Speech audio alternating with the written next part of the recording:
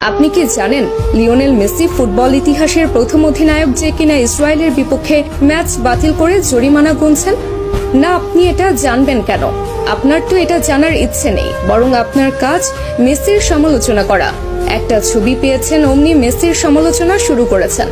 কারণে অকারণে মেসির পেছনে আপনি অকারণে পুরো ক্যারিয়ার জুড়ে লেগেছিলেন। তাহলে শুনুন, মেসি ফিলিস্তিনের মানুষের প্রতি কতটা মানবিকতা দেখিয়েছিলেন। সাল 2018 রাশিয়া বিশ্বকাপের আগে আর্জেন্টিনা মাঠে নামবে ইসরায়েলের বিপক্ষে। সবকিছু ঠিকঠাক।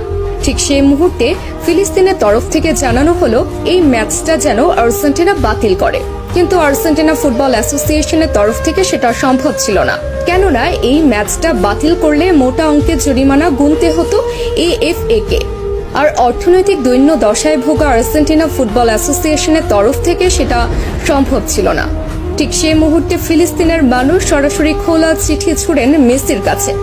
আর্জেন্টাইন অধিনায়ককে অনুরোধ জানানো হয় ম্যাচটা যেন বাতিল করে, এবং মেসি তাদের অনুরোধে সাড়া দিয়ে ম্যাচ বাতিল করেন এবং নিজ পকেট থেকে জরিমানা পরিশোধ করেন আর্জেন্টাইন ক্যাপ্টেন। সঙ্গে সঙ্গে ইতিহাসের প্রথম ক্যাপ্টেন হিসেবে ম্যাচ বাতিল করে জরিমানার টাকা পরিশোধ করে অনন্য দৃষ্টান্ত রাখেন লিও।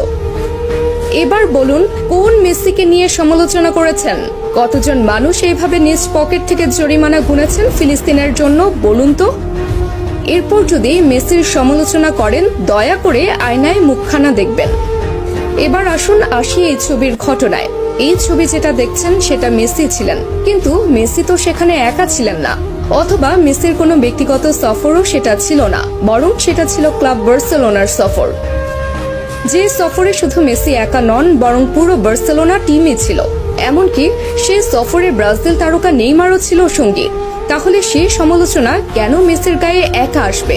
তাছাড়া প্রশ্ন আছে আরো একটা, সে সফরের জন্য ফিলিস্তিনের পক্ষ থেকে কোনো অনুরোধও জানানো হয়নি সফর বাতিল করার জন্য, অথবা ফিলিস্তিনিরাও সেই ছবি নিয়ে কখনো আপত্তি তুলেনি।